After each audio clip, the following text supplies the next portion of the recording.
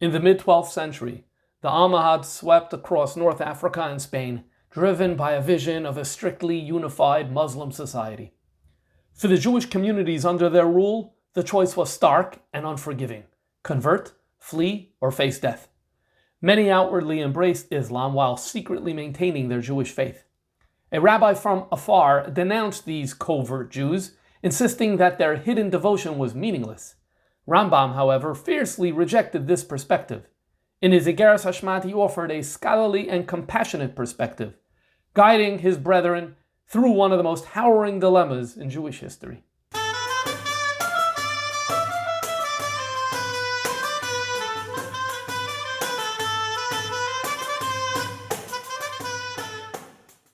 Around the year 1165, we assume that around that time is when the Rambam wrote another one of his famous letters, this one usually known by the name Igeres Hashmad.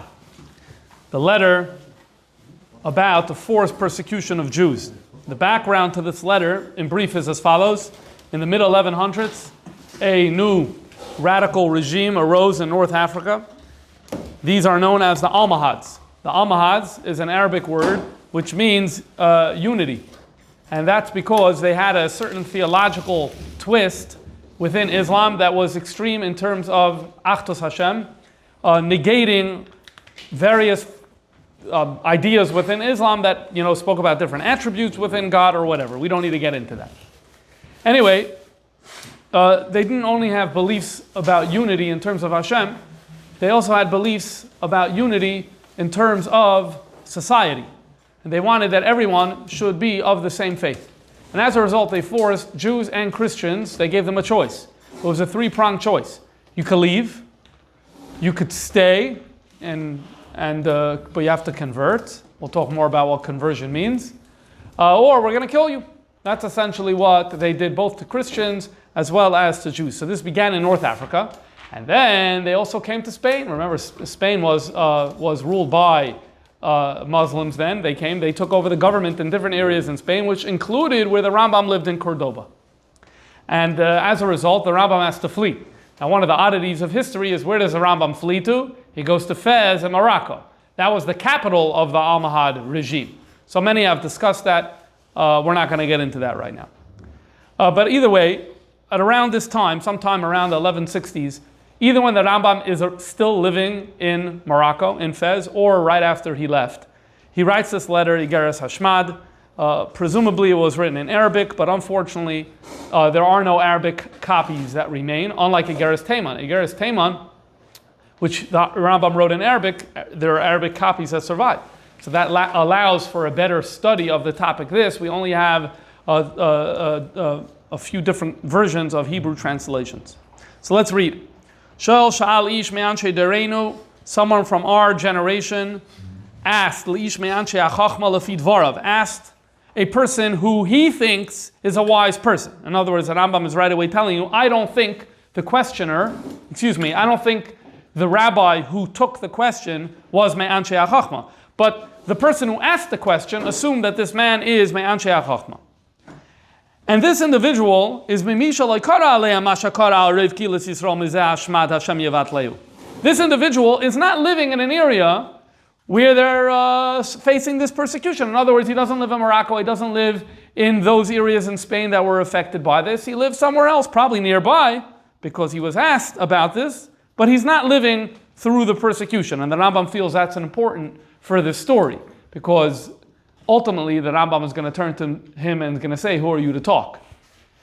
But what was the question? The question was, Al Inyan Hashmad Hazeh, about the current Almohad persecution. Asher Yachrichu Boy, where the Jews are forced, to acknowledge the veracity of that person, meaning Muhammad, Bishli Chusay, that he is a messenger, and Shunavi Emes, and that he is a true prophet. So this is called the Shahada, or something like that. And basically, it's just a verbal statement that I believe that Muhammad God is one and Muhammad is his prophet. So ha'im yoid ha'adam bazeh b'shvil shelo yamus v'yitnu barav v'noiseh ben hagoyim. So should a person just declare it and just say it? Just say it. What's the argument to say it? But the argument to say it is if you don't say it and the person is executed, then what's going to be with the children? The children are going to be taken and they're going to be raised Muslim, and now they're going to be lost to Judaism forever. So that's an argument to maybe say it. Alternatively, im yamos v'lo yoid, maybe the person should be willing to die, v'lo yoid lo yoidesu, and not issue that statement. Why? What's the argument against issuing the statement? Because we're obligated to keep the Torah, but saying that causes you to leave all the mitzvahs. What does it mean, saying that causes you to leave all the mitzvahs? Because if you believe that he's taka prophet, then one of the things he said is that he's a new Navi and that he's, God forbid, canceling the Torah. So you can't go ahead and make that statement and then, go be seen walking on the street with your talis and tefillin. But if you're walking on the street with your talis and tefillin, by definition it means you don't believe that his teaching supersedes the Torah. So that wouldn't work. So basically all these people, all these Jews, and many of them did, as we're soon going to see, who made that statement, now can do no Jewish observance in public. So if you're doing no Jewish observance in public, that seriously compromises what you're able to observe. And you could also understand that many people, that leads them to just say, once I'm not doing a lot, so just forget the whole thing. And so there are many people who, even if it starts as a oinus, but they end up not observing any Torah mitzvahs. So the argument to say that maybe the person should be willing to die, al kiddush Hashem, what's the argument? The argument is because if you make that statement, ultimately you're going to end up, perhaps, or maybe more than perhaps, forsaking all the mitzvahs. Now immediately, you need to notice over here that you probably would have expected it to say something else. That the argument to die, al kiddush Hashem, is because Avodah Zarah is another faith. It's kfira, it's denied, it's similar to Avodah Zarah, right? That's not the argument. The argument that the questioner asked this rabbi was, again, maybe I should, God forbid, make the proclamation because, what about the children? I don't want my children, I want my children to be raised Jewish. Or, alternatively, that this is going to lead perhaps to forgetting all of the mitzvahs, and this is the argument for perhaps being willing to die. This is very interesting. Now, I'm assuming over here that the Rambam is conveying the question that was asked to this unknown rabbi, we don't know who this rabbi is, accurately. But if it is, then that's very interesting, because what it tells you is this person asked the question to the rabbi the way people on the street were asking the question. So then it is possible that this really conveys what the average Jew in the street, the way they thought about this dilemma, they didn't think about this dilemma in the sense of conversion, avodah zarah. They didn't think about it in those terms. They thought about it in the terms that we're seeing here in the question, where the argument to be willing to die was specifically because that statement means you have to go into hiding, and that's going to lead to forsaking all of the mitzvahs. Okay, so this is what this person is asked. The Rambam writes that this rabbi who was asked the question responded with something very weak. The Rambam goes on to label the response as a terrible response, as a dumb response. He's very, very harsh. B'chlal, in this letter, the Rambam is very harsh with his language. You can tell there's a person who is very upset. The Rambam, you can read it, he is very upset throughout this letter.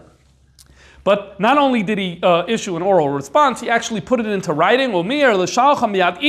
He sent it with a messenger to go around to all the places, to all the regions, Spain, cross the sea over there, and to go into North Africa as well. This caused a darkness. So his answer, we don't know what his answer is yet, but whatever his answer was, caused darkness. It was really, really troubling for many people. So why was it troubling? So we don't have this rabbi's answer. We don't know what he said.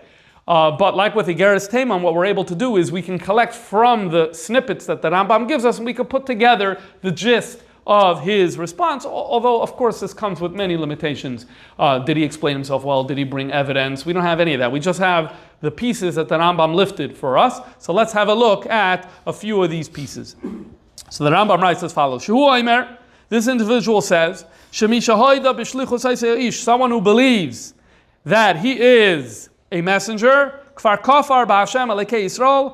that very act means he denies the Jewish God. What's the evidence? Because it says, Chazal told us in the Sifri, anyone who acknowledges a foreign god is someone who denies by definition the entire Torah. Now let's think about what Chazal were saying over here. If someone accepts a foreign god and together with that accepts that foreign religion and says, I reject Judaism, then I don't need this Sifri. I don't need this teaching of the Sifri. The Sifri says, yeah, if you were Maida and Avodah Zarah, that includes Kfira B'chala Torah Kula, I don't need this teaching of Chazal. It's no Ki'ilu over here. What's this Chazal saying? This Chazal saying, you have a scenario where someone is Maida and a certain Avodah Zarah. He says, this is a God. But I still believe in Judaism, and I still believe in the Torah. So for that comes the Sifri and says, no, it doesn't work that way. The second you accept an Avodah Zarah, even though on the face of it, it seems like you're still observing Yiddishkeit and you still hold German beliefs, the very fact that you accept Avodah Zarah, that causes in and of itself a complete severance that you lost all of your Yiddishkeit. This is what he's saying. So he's coming and saying, when you accept Islam, I know you're saying I can still be Jewish and all of that. All I said is this guy is a prophet. I can still, doesn't matter. You're Moida b'Avodah Zarah, kaifer b'chala Torah kula. And by definition, what's he doing here? He's saying that Islam, for all intents and purposes, counts as Avodah Zarah, which we'll talk about more. But that's what he's saying over here. And so therefore, once you accepted this Avodah Zarah, foreign worship, a foreign religion, all of your Judaism is lost. Okay.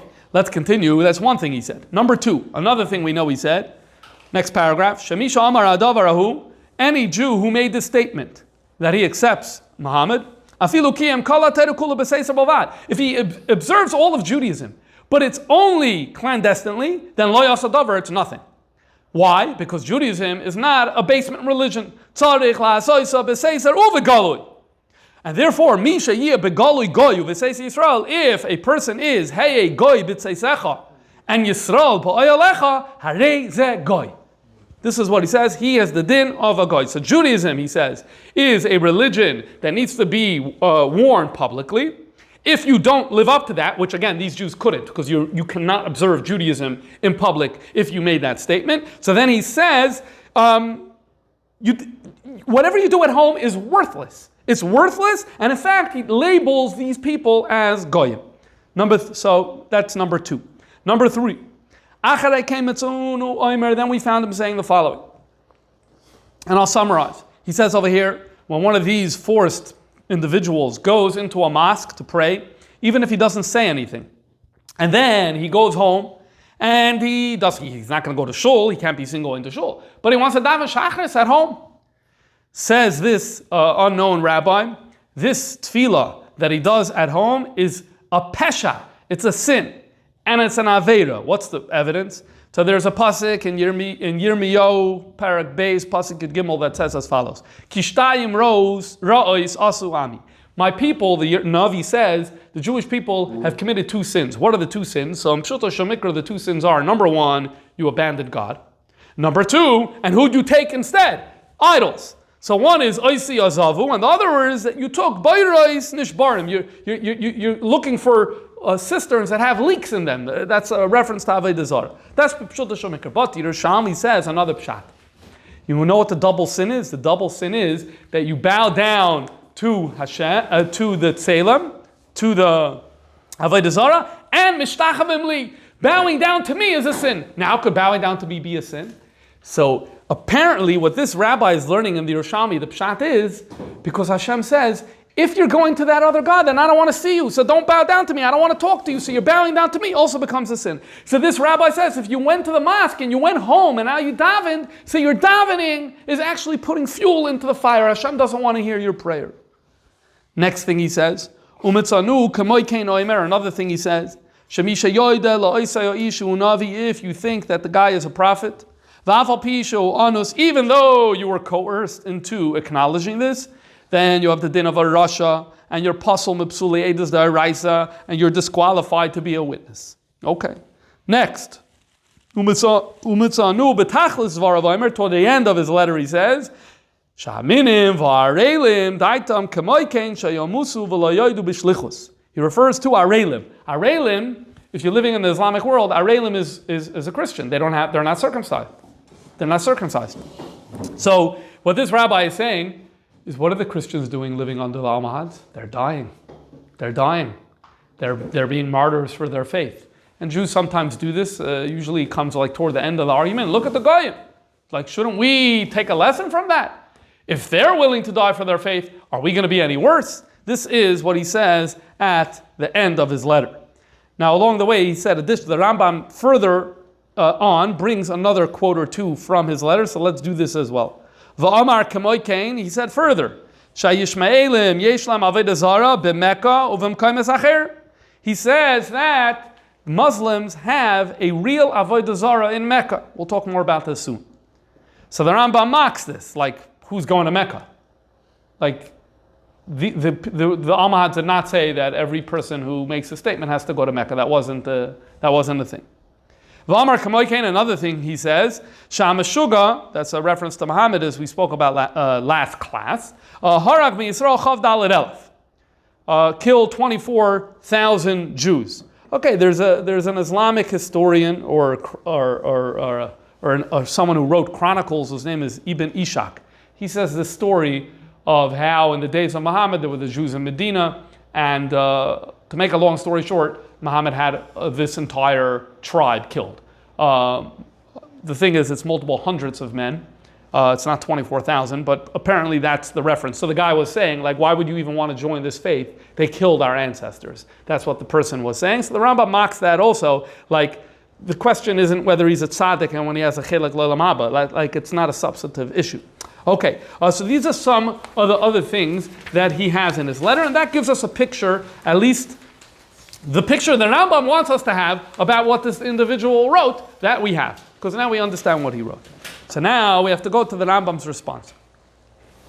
So the first thing, and obviously we're not going to be doing the whole letter, just the key parts, or the ones that I determine are the key parts. The Rambam spends a lot of time talking about the importance of not calling into question the legitimacy of large chunks of Am Yisrael. And the Rambam refers to three stories. There's a story of Moshe Rabbeinu, where Moshe Rabbeinu said, Hein lo yaminu li. And the Rambam elaborates how the Jewish people in Mitzrayim were not on a very high level. And nonetheless, when Chazal tell us that the Pasuk tells us that when Moshe Rabbeinu said, Hein lo yaminu li, so then he was punished. That he got saras because Hashem didn't want to hear this lashon hara. That's one story that the Rambam relates. Then he mentioned the story of Eliyahu, the Haftarah Parshas Kisisa.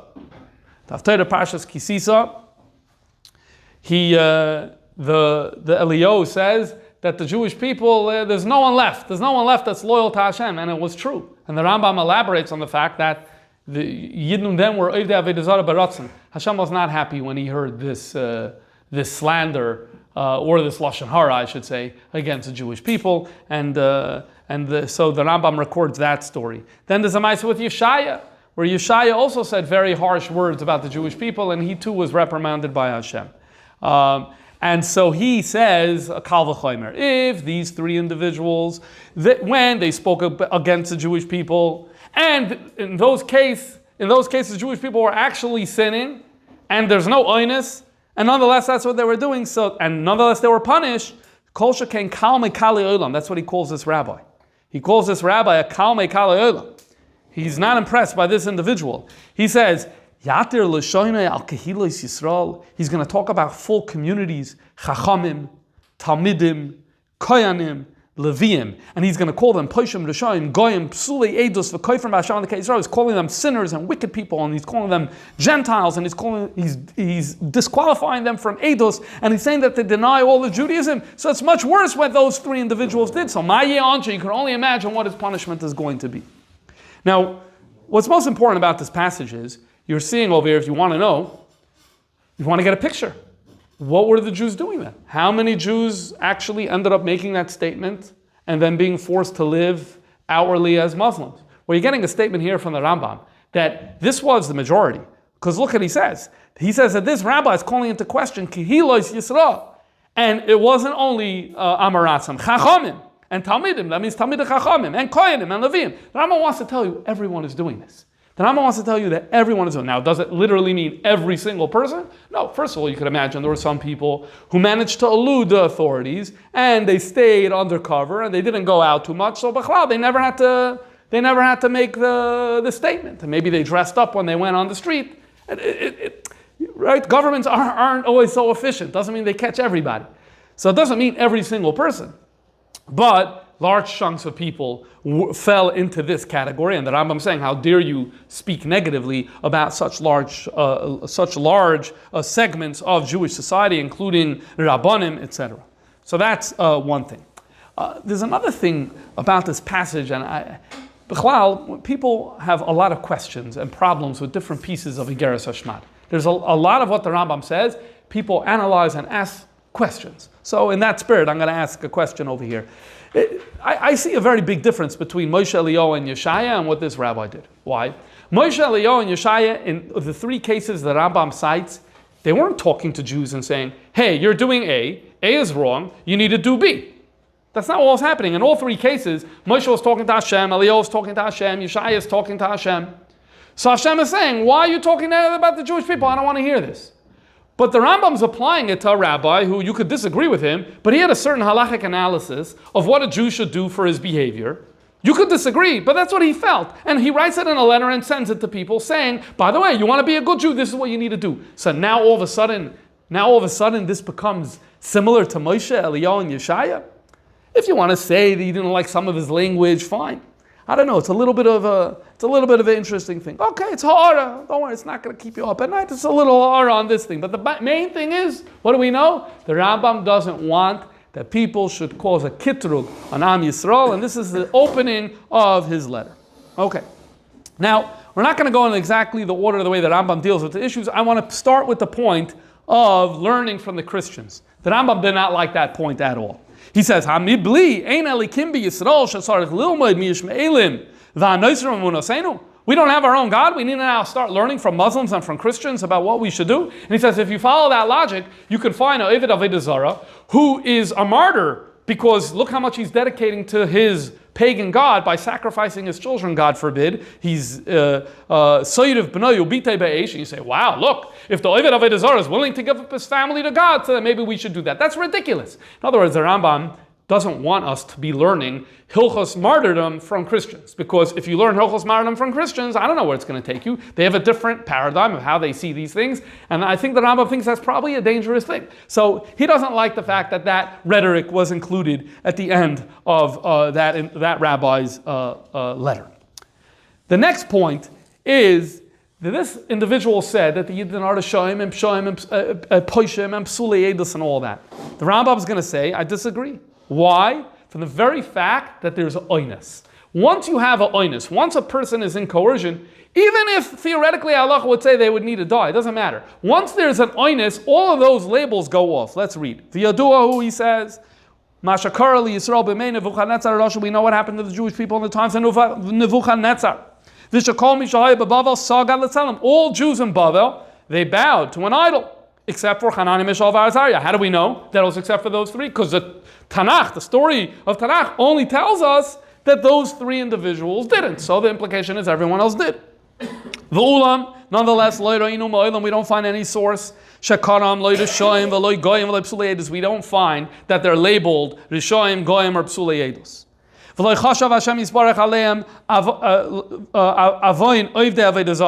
God didn't consider this to be the sin of idolatry. Why? Even though it was real idolatry, the Rambam assumes. Nonetheless, if the person is anusim, if it's coercion, you don't get that label.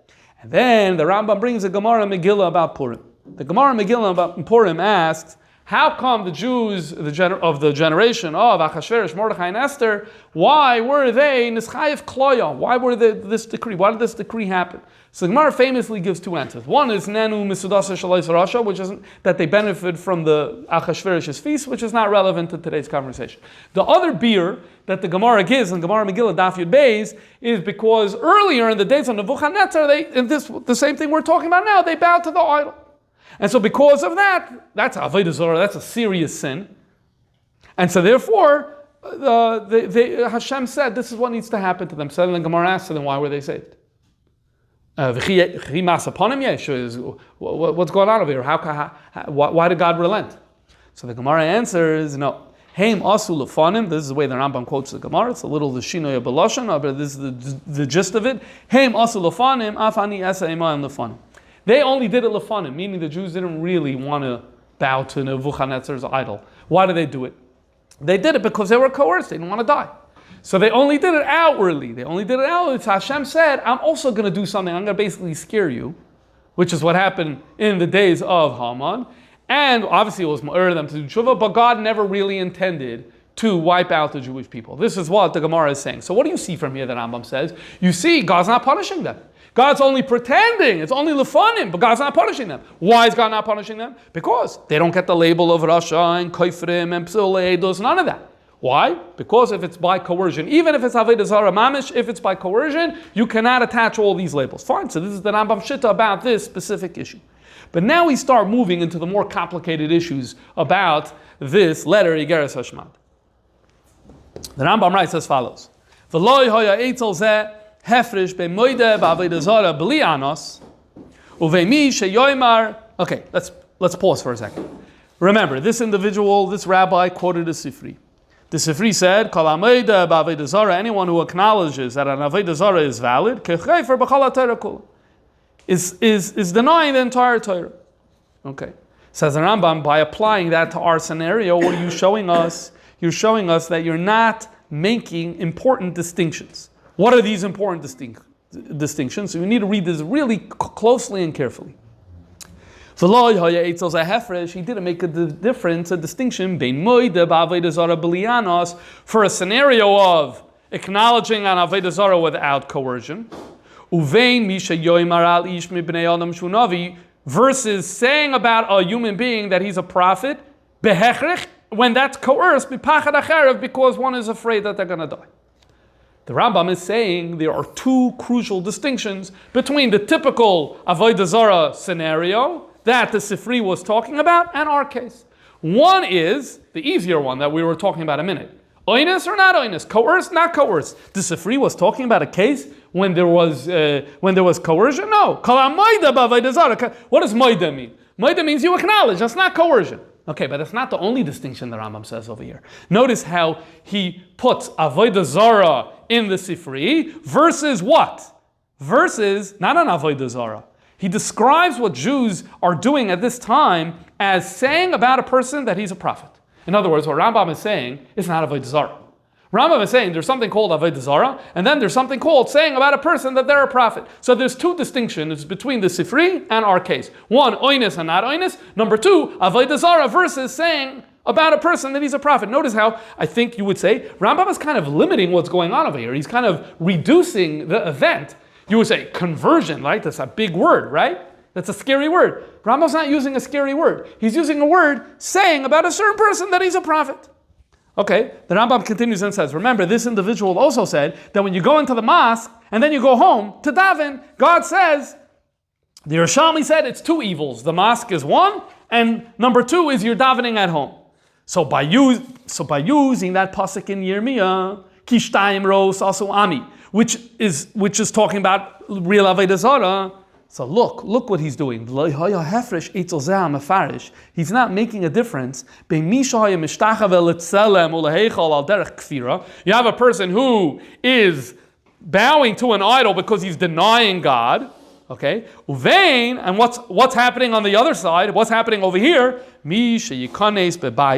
now he has to describe what is a mosque. What is a mosque? So it's not a base avodah zarah or anything like that. What does he say? People,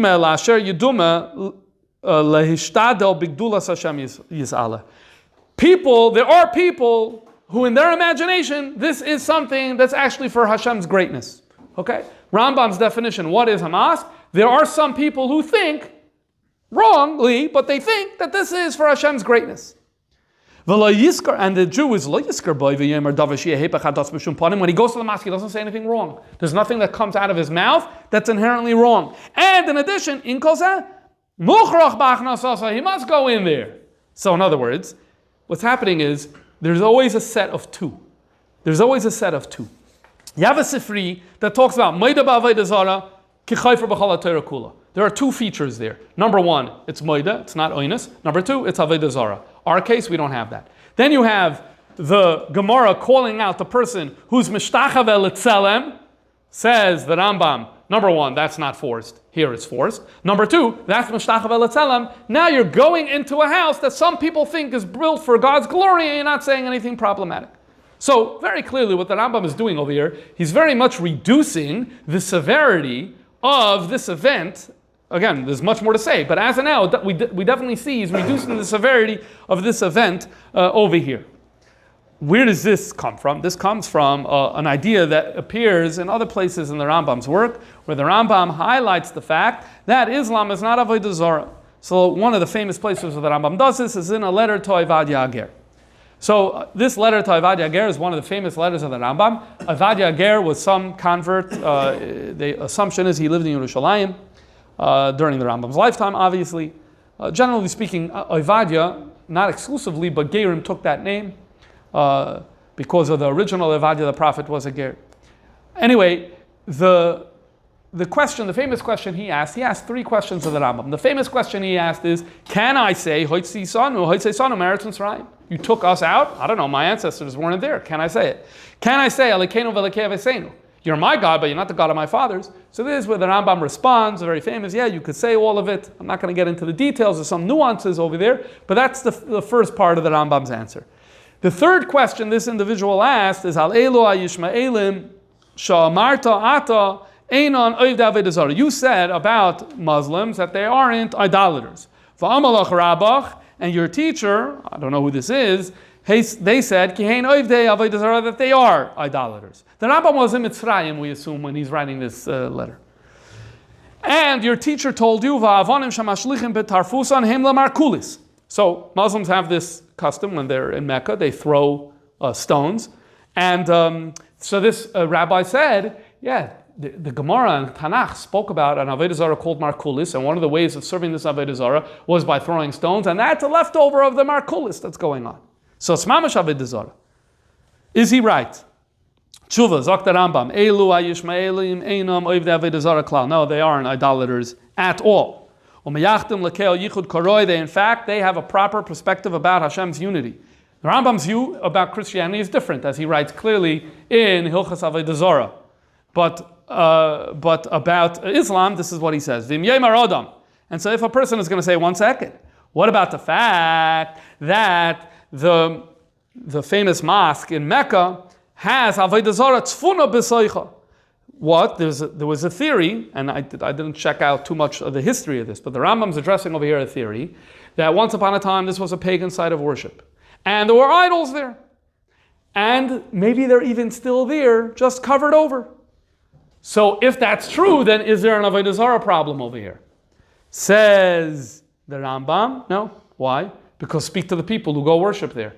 They know nothing about idols, they don't care anything about idols. Ein liba melel shamayim. So the Rambam says, are they making errors? Yeah, they make v'ta'usam v'tipshusam b'dvarim acherimi. Their problem is not in the theology of Hashem's unity, it's in other areas, which I can't write because of Rishei Yisrael, which he means by Rishei Yisrael, Jews who converted to Islam, and so I'm going to get in trouble if I write about this, so I can't write about what their erroneous doctrines are. There's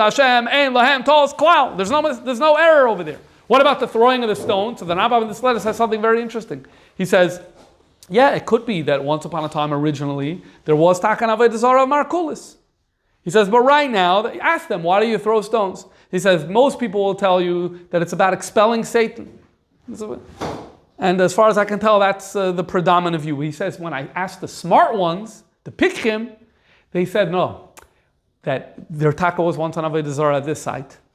And we want to basically indicate our disapproval of the Avodah Zarah, and so we're throwing the stones to express our disapproval of Avodah Zarah, says the Rambam, so then you're a good monotheist. There's no problem either way. So this is what the Rambam writes to Rabbi Ovadia Hager. So that's what's spilling over, l'chayra, into this letter over here, where the Rambam is saying, those chazals that this rabbi brought, they're talking about Avodah Zarah. Besides the fact they're oinus, they're talking about Avodah Zarah, and here we're not dealing with Avodah Zarah, we're talking about other things. Okay. Now, this shitta is not everyone's shitta. Look at the Ritva. we're going to read a Ritva now. My assumption is that the Rambam doesn't agree with this Ritva. But let's read. What does the Ritva say? The Ritva lived a little after the Rambam. He lived in Spain. He lived in Christian Spain already. By the time he was alive, the Muslims were expelled from those areas of Spain. Zok the Ritva Psachim Daf Chafei Amid Beis She'emunas Yishmaelim, the Islamic belief, Afal Bishem Yachdim, though they are monotheists, Avodah Zarah Gemura Chashiva, it counts as Avodah Zarah Leharek V'al Yishtamei. So for the rule that a person is willing to die rather than do Avodah Zarah, that works for Islam too. Why? Because essentially what you're doing is you're denying Torah. Because they say that we tampered it, as we spoke about in the class about Igeres Hashmad. So you're essentially denying all of the Torah. What could be worse than that? I'm going to get so anxious, we're going to be so upset if a Yid bow down to an Avodah Zarah. That we're going to say, oh, terrible. Sachakol took 1 minute. You bow down to Avodah Zarah. Here, you have someone who's saying something that by definition includes a complete denial of the entire Torah. So that should be any worse than an Avodah Zarah? So he thinks that that din of Yehareg V'al Yavar applies to this as well. The Chol Kayetze by Avodah Zarah, and this counts as Avodah Zarah. Kach Shamaiti. This is what. In other words, he knows this is not a clear din. He's saying, I heard this. He doesn't tell us who he heard it from, but those words, Kach Shamaiti itself, he recognizes that there's a little bit of a chiddush over here. So he's telling you, this is what I heard. This is the tradition that I have. If the Rambam disagrees with this, because if the Rambam agreed with this, so then that rabbi's quoting of those passages in Chazal, equating these guys' behavior to Avodah Zarah, the Rambam shouldn't have negated it. Of course, Rambam's point about oinus could still stand, that it's oinus. Fine. But remember, in addition to the oinus, Rambam alone was saying, that's Avodah Zarah, this is different. That's Avodah Zarah, this is different. Well, the Ritva is saying, no, it's not different. The Ritva is saying that it's the same thing as Avodah Zarah. So I think we're able to now say it is not only, in other words, the Ritva has a very interesting position. For the non-Jew, you say, you're a monotheist, Moededik, it's great. But at the same time, I turn around to the Jew and I say the Jew is to be willing to die, Yehareg V'al Yavar. That's the Ritva's position. The Rambam, when he turns to the non-Jew and says it's great that you're a monotheist, the result of that is, as we're going to see, is that there's not Avodah Zarah. And it's not Avodah Zarah, all the things Chazal said about Avodah Zarah don't apply, which therefore, although he doesn't say so 100% clearly, but it seems to be pretty clear, therefore, the typical din of Yehareg V'al Yavar because of Avodah Zarah doesn't apply in this particular case, which was not what that rabbi wanted. It's not what that rabbi said, look at the Christians, they're all willing to die, remember? He said, look at the Christians, they're all willing to die. That rabbi wanted the people to be martyrs. The Rambam here is going to say, mitzad Avodah Zarah, it's a non-issue. Nonetheless, we have to remember that you're not out of the woods yet. And that's because, yes, we all know there's the big three, that a person has to be willing to die, al kiddush Hashem, to avoid. But then there's also something called Shas Hashmad. And the Rambam elaborates about these dinim in his Igeres Hashmad, in this very letter that we're working with today. And as well in Hilchos Yesodei Torah Perek Hey. And what does the Rambam say? The Rambam says, B'Shas Hashmad, that when a government comes and says that we want to persecute Jews and we want to persecute Judaism, so the result is, and now a person has to be willing to die for anything, even any mitzvah. So if he comes and says, the first night of Pesach, no Jew could eat matzah, so all of a sudden now people have to be willing, unless you want to limit say, and Asay doesn't, but assuming it works for an Asay, okay, so you want a Lois Asay, so let's go for a Lois Asay. If he comes and says, the first 2 hours, Friday night, everyone has to be Mechal Shabbos, just 2 hours on Friday night, everyone has to be Mechal Shabbos. It's not Gilera, it's not Avodah Zarah, it's not Shvichas Damim. Shas Hashmad, Yid has to be willing to die. So now the question is, are we not in Shas Hashmad now? They're coming and they're saying, everyone needs to convert. And if not, we're going to kill you. So it's essentially Shas Hashmad. So now for any mitzvah, a person has to be willing to die. So now let's do some math over here. For any mitzvah, if they come for one mitzvah, you have to be willing to die. So now you're going to make a So first of all, Acknowledging a false prophet, I don't know, that seems like an avera to me, number one. Acknowledging a false prophet? You're supposed to believe in a true prophet and disbelieve a false prophet. So, number one, that acknowledgement itself would seem to be a violation of a mitzvah. How much more so when you consider the fact that all of a sudden you can't observe anything in public. How much more so when you consider the fact that we know that then it leads to even laxity in private. So forget avodah zarah. Let's say I acknowledge it's not avodah zarah. No problem. But it still seems there is a problem over here that people should be willing to die because of the Igeres Hashmad. So look, the Rambam here addresses this. And the Rambam says something amazing. It's a chiddush. It's a very, very big chiddush. And a lot of people have struggled with it in terms of analyzing it and understanding where the Rambam is coming from. Let's have a read. Number 10. A person should know all of these persecutions that existed in the times of the sages, they were telling them that they have to violate specific mitzvahs, and it always involved the Jew misbehaving in action in certain areas. As we see in the Gemara, and he gives examples.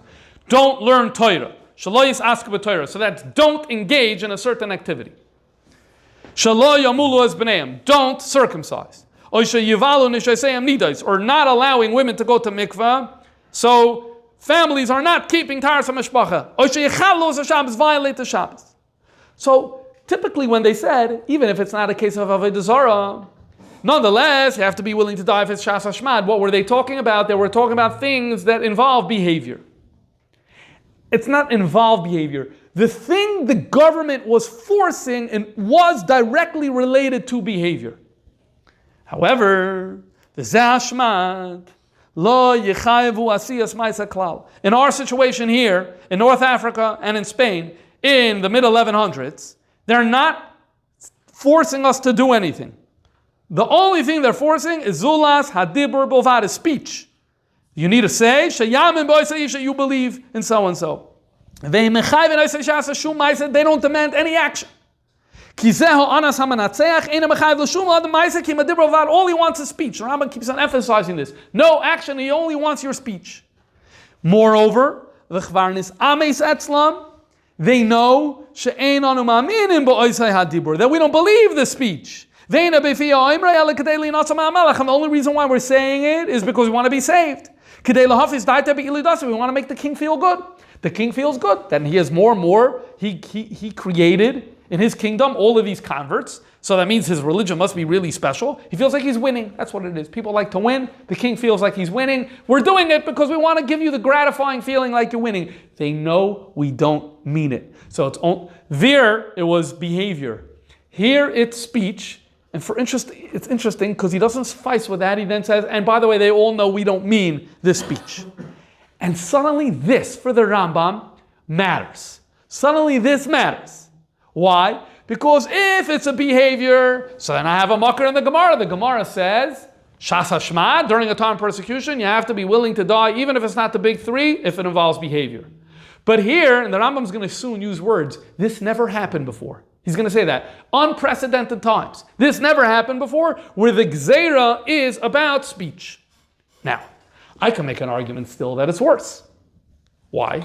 I'm going to make the argument that it's worse. Because if the guy comes and says, I'm making a Gzeira, no one could keep Shabbos for Friday night, the 2 hours Friday night.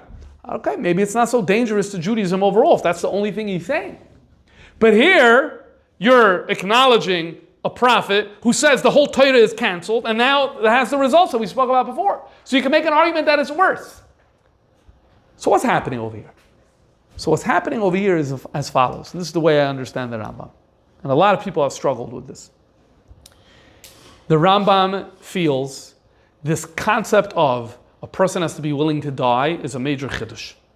It's a major, major chiddush. The idea that a person has to be willing to give up his life, think about it, it's a radical, crazy idea.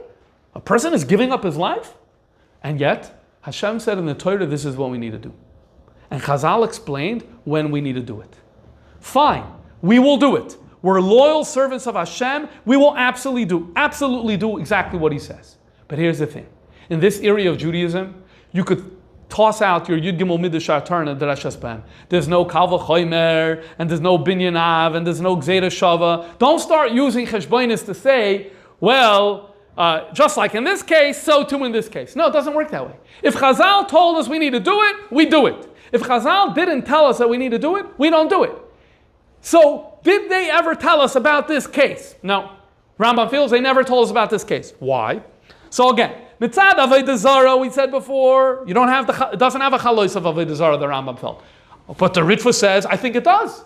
Why? Because the Ritva says, this is worse, it's just as bad, you're leaving all of Judaism. Why? I think you're converting to another religion. I think it's just as bad as Avodah Zarah. Says the Rambam, you're using your head too much. You're using your head too much. It doesn't say that anywhere.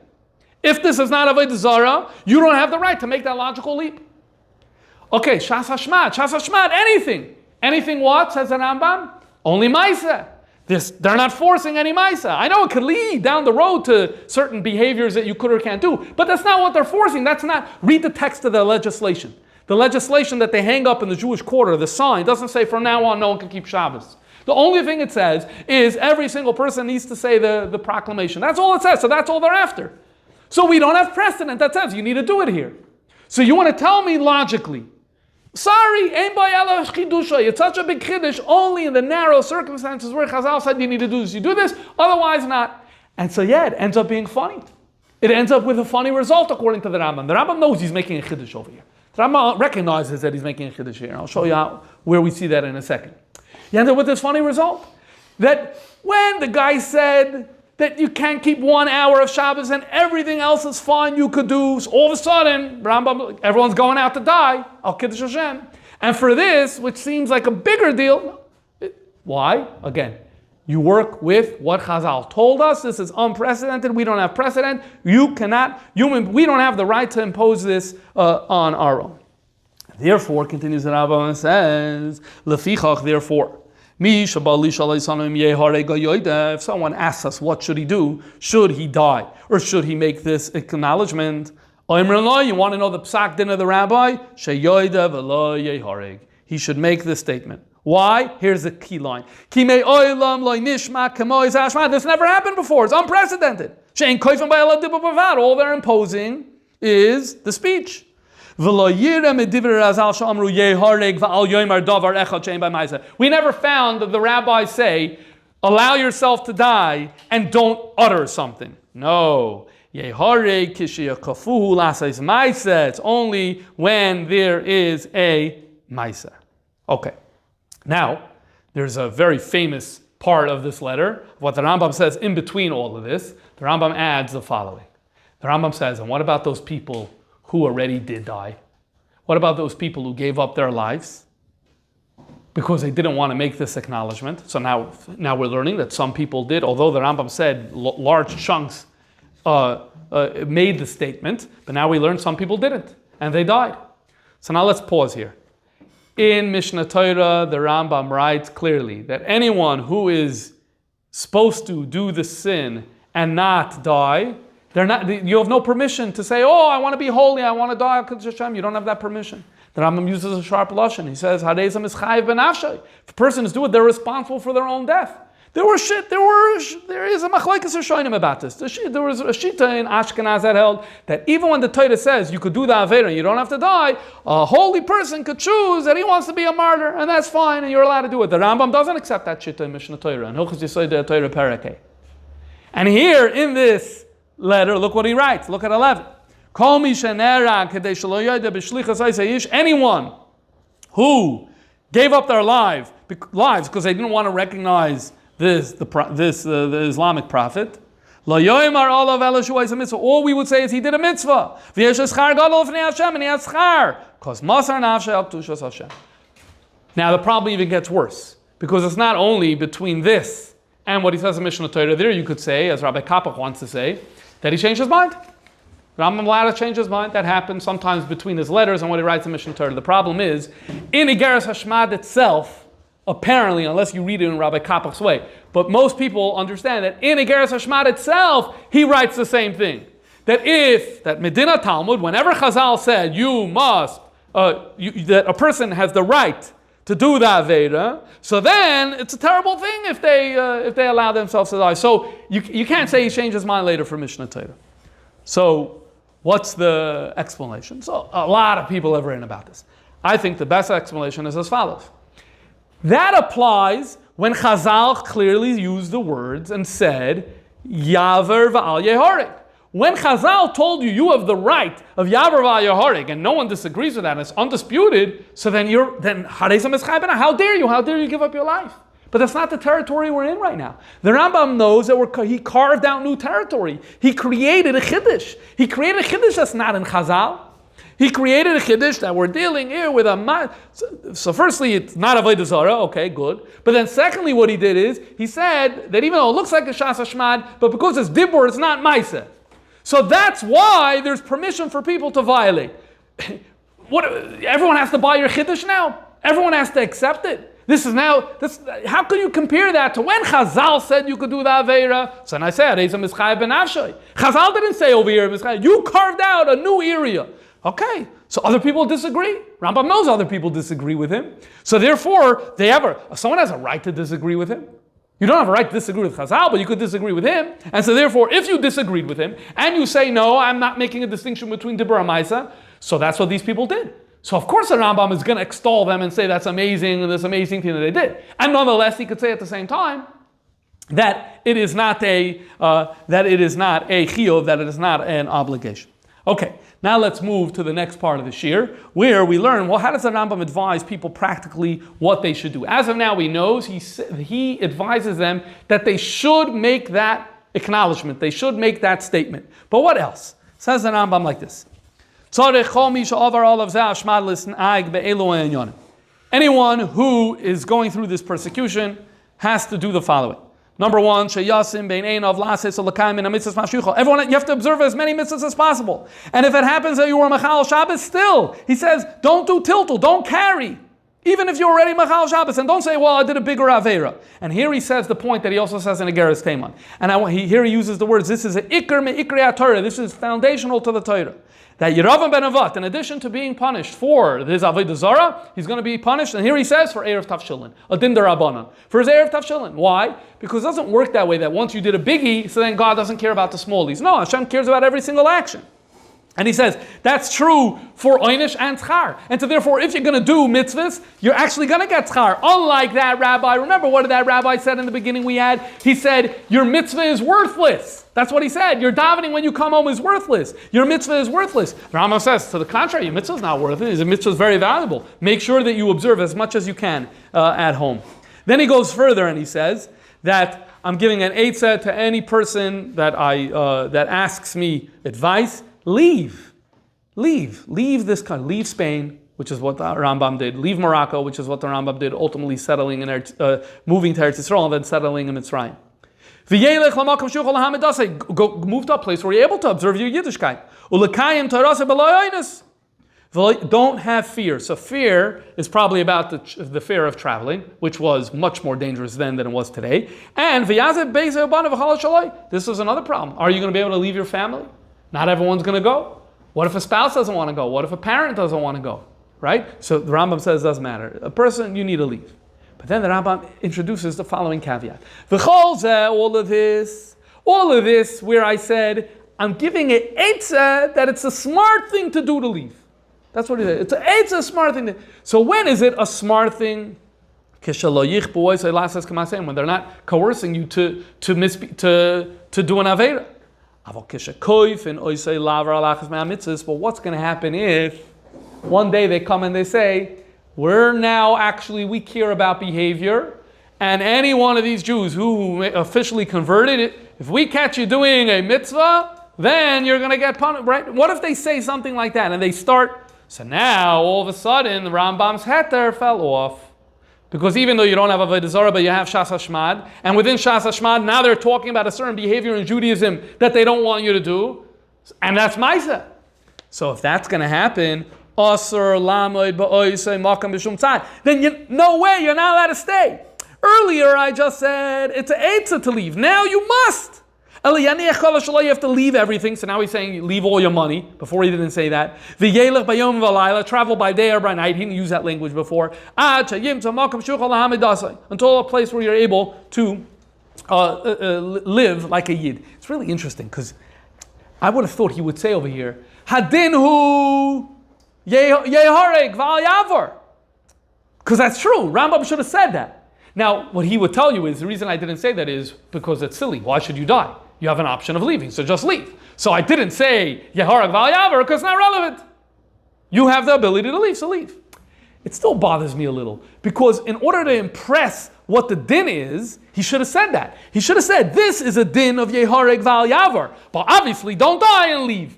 The fact that he doesn't say it really almost shows Rambam didn't, I don't know, he didn't want people to die. He didn't even use that language. It's interesting. I don't know, I'm not clear on this. That's interesting. He goes weiter and says, V'ha'olam gadol v'rachav. It's a big world. Okay, it wasn't such a big world for Jews then, right? There were a lot of places Jews couldn't live. What? No. V'ha'olam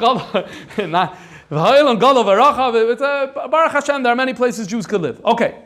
Aval, then he goes further, and the Rambam says the following. He says, there are people who say, I'm going to stay here. I'm not even going to try to leave.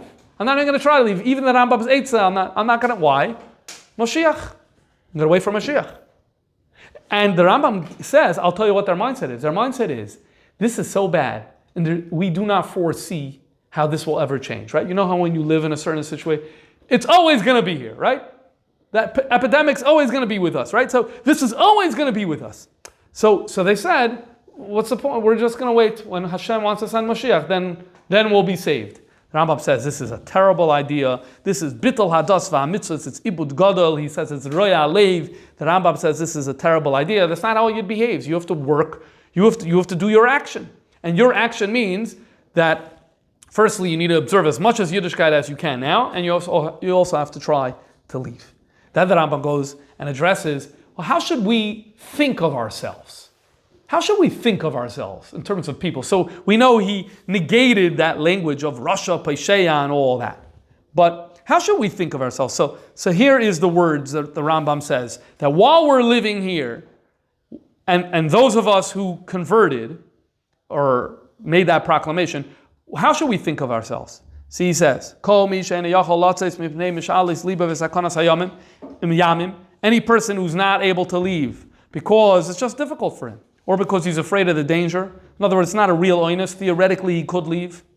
So, Yira Atzma, he should see himself Machal Shem Shemayim. That's Chil Shem Shemayim. In other words, it doesn't look good it doesn't show on a Yid's loyalty to Torah when that happens. Loi Beratzen Mamish, so now it's Takanat Beratzen Mamish. Karavuli is Beratzen. Why is it Karavuli is Beratzen? It's close to willingly, because theoretically you could really leave. So that's the first thing. You should look at yourselves as Machal Shem Shemayim, close to Ratzin. Number one, Vishu Nazuf Milifnei Amakim, and that your God is upset at you. V'nen Asharei Ma'asav, and there's going to be a punishment for your negative choice. So not Russia, not Paisheya. The terms they're a little more measured. But he's not calling them Tzadikim Gedolim either. Again, he's referring to people. He's not talking about the fact that they made the proclamation. He's talking about they made the proclamation, and they stayed, and it's not like they can't get out. They're able to get out, but I'm afraid of the sea, or it's difficult, there's people I know, etc.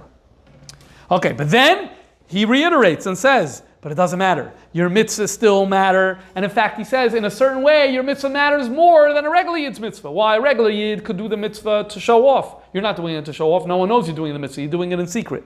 A regular Yid is doing mitzvah without pachad. You're doing with pachad. Because it's dangerous, a shtickle. It's interesting, because earlier the Rambam said that you could do any mitzvah clandestinely. Now the Rambam's saying, yeah, but you have a little bit of pachad, right? Officially, you weren't supposed to. So theoretically, there's an element of danger over here. And so therefore, this is very odd. On the one hand, you're Mechal Shem Shemayim Karav L'Ratzin, and you're Nazuf Milifnei Amakim. And there's going to be a punishment. But then at the same time, by the way, your mitzvah is more valuable.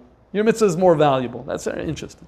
Okay, so this is an overview of this letter of the Igeres Hashmad, and what you're able to see over here is there are some points where the Rambam is introducing big chidushim requires discussion, as we touched on a little bit today. But I want to conclude with two things. Number one, I want to talk for a little bit about the Rambam's Mishnah Torah, and number two, about the connection between this and Purim. So, in addition to the connection we saw earlier, in Ilchos Yesodei HaTorah, Perakei Halacha Daled, the Rambam has the following passage. At least the standard print of the Rambam has the following passage. He's talking about, the context is a shmad, a gzera of a shmad, and he says as follows: a persecution. If a person is able to run away, and flee from the wicked king, and doesn't do so, it's like a dog returning toward his vomit. This person is deliberately serving idols, and the person loses olam haba, and goes to the lowest level of Gehenna. This is what the Rambam says in Hilchos Yesodei HaTorah, Parak. Now, on the one hand, there is similarity between this and Igeres Hashmad. The Rambam says, don't stay, you gotta leave. But that's where the similarity breaks down. Because if you look closely, you'll actually notice there's a lot of differences here between what it says here and what it says in the Igeres Hashmad. Number one, he calls the people here Oived Avedis Kechavim. We spent so much time before establishing that the Rambam does not hold that the people are Oived Avedis Kechavim, and went out of his way to stress that. Number two, the Rambam, whatever he does say, he says it's Karev Liyas Beratzin, for Chilul Shem Shamayim. Karev Liyas Beratzin. Here, don't say Karev, says Mezid. Mezid. That's second difference. Three, Rambam at no point said, Rambam said there's going to be a oynish. Rambam never said you're losing olam haba. Rambam never said which seems much harsher. And Bechlal, the language is hard. Kekelev shaval keoi is also harsher language. But there's another thing that's going on over here. The Rambam barely talks about Gehenna. Hilchos Tshuva, the Rambam talks about oynish. You can read up and down the entire Hilchos Tshuva. You're not going to find any reference to Gehenna. In fact, I put it into the search. I put into Mishnah Torah, you can word search. There's one hit to Gehenna that I found, unless I wasn't searching right. There was one hit to Gehenna in the entire Mishnah Torah, and it's talking about a dayan. It says that a dayan should always see how Gehenna is psucha lefanav, so you should recognize that it's like very, very serious. But when he talks about people and the punishments that they're getting, he doesn't use Gehenna. All of a sudden over here, I get a yor l'madrega tachtoina shal Gehenna. Okay, so when you go to the manuscripts, you see that there's two families of manuscripts. There are families of manuscripts that have this included there, but then there are families of manuscripts that do not have this included there. Which is interesting, because if the Rambam wrote it, why would it not be there in some of the manuscripts? Okay, so then we know there's this concept we spoke about in other classes, that the Rambam updated his work. And so anything that was copied from the earlier didn't make it in, anything that was copied from the later version made it in. However, here's the thing, for Sefer Mada and Ava, we're Zoicha that we have what's known as the Oxford Mishnah Torah. The Oxford Mishnah Torah is the Rambam, not written by the Rambam himself, but the person edited his copy against the Rambam's copy, and the Rambam famously signed it. Hulga Misifri Ani Moshe Rebbe Maimon. Some of us saw it in person at the exhibit in Manhattan, right? So this is, most people assume this is again, the Rambam didn't write it himself. And the Rambam is just saying that someone not copied it from my copy, but edited it against my copy. If it would have been copied against the Rambam's copy, that would be better. You copied it from the Rambam's copy. We don't even have, not only we don't have the Rambam's master copy, we don't have a copy of his copy. This, someone wrote it and edited it against Rambam's copy, which means he spot checked, presumably. We don't know how much. The bottom line is, this keta is not there in that one. And it's definitely for those who take that version very seriously and think that that one needs to be given weight. It really invites the following thought. And it's possible that someone was reading the Rambam Mishnah Torah and someone added a marginal note on his own based on what the Rambam wrote in Igeres Hashmad. He wrote it in his own way without being medayik exactly how the Rambam wrote it. He wrote it on the side and then it got copied and people assumed that this was from the Rambam. I'm not saying that's for sure happened, but it's definitely an issue we have because some of the manuscripts don't have it. But if this happened, if what I said just happened very early, because early manuscripts have it, and Rishonim living in the 1300s already are quoting this from the Rambam. So if this happened very early on. So that's horror number one. Horror number two, First, actually, one more thing before we get to our number 2. So I want to read the last few lines of the Igeres. The Rambam writes, this it doesn't have a proper introduction, but the paragraph that says is the ending of Igeres Hashmad. Since the exile has begun, we haven't persecutions haven't ceased. They always keep on popping up. May God remove them from us. And then the following pasuk should happen. And here the Rambam quotes a pasuk. I think it's a very interesting choice of a pasuk. In those days, Ne'um Hashem, God says, Yisrael, they will seek out, is there Jewish sin? Ve'inenu, there won't be any. There's Chatas Yehuda, the sin of Yehuda, Jewish people, V'loisim Tana won't be found. Why? Ki eslach la'asher ashir. So Rambam, although he's praying for an end of persecution, but the pasuk he brings is not a pasuk about the end of persecution. The pasuk he brings is a pasuk of end of sin, that there won't be any sin. That's because, remember, he knows there are many people who are living in Spain and are living in North Africa where, in his language, nazuf milifnei amakim, and it's chilul sheishamayim karev beratzin. So he concludes a letter that one day will be gone because there's going to be tshuva. But anyway, I want to just take a step back and conclude now with an idea that the Rebbe spoke about Mordechai and Esther. And you'll see how I'm going to connect it. So Esther tells Mordechai in the Megillah, Lech kenoisas kol haYehudim, we have this crisis, gather all the Jewish people. This is the Sikha of Shabbos Parshas Kisisa Tavshan Lamed Aleph. Gather all the Jewish people. So Rebbe asks, interesting question. Why does Esther say, gather all the Jewish people? Say, gather the Jewish people. So Esther is saying, because she wants everyone there. Okay. If you would say, gather the Jewish people, obviously it means everyone. You didn't say some of the Jewish people. So the reason Esther said it, the Rebbe says, is because Esther knew Mordechai is not going to call everyone. Mordechai had a thought not to call everyone. Why is Mordechai not going to call everyone? Mordechai is not going to call the people who went to the feast or engaged in other sins. Why? Because you're sinners, you're bringing everyone down, you're the cause of the problem. So you're not going to be part of our solution. We're going to make an elite club of elite holy Jews. We're going to do Torah, Tefillah, and Tzedakah, but not you guys. And Esther knew Mordechai would think that way, and therefore Esther said, we need everybody. So now the question becomes, why is it that Esther had this sensitivity to include everyone and Mordechai didn't have it? The Rebbe explains the following. Because Esther lived the challenge of those Jews. Esther lived in the palace. She had to hide her identity as a Jew. There was immorality all around her. There was non-kosher food all around her. There was temptation and sin all around her. She knew what it was like for these people. Mordechai didn't live that life. Mordechai didn't live a life of nisayon. He didn't live a life of temptation, even though he was in Shushan Habira. But at the end of the day, he, relative to Esther, was very detached from these types of temptations. So he couldn't empathize with the sinning Jew. When he looked at the sinning Jew, he said, how dare you? Esther said, I understand you.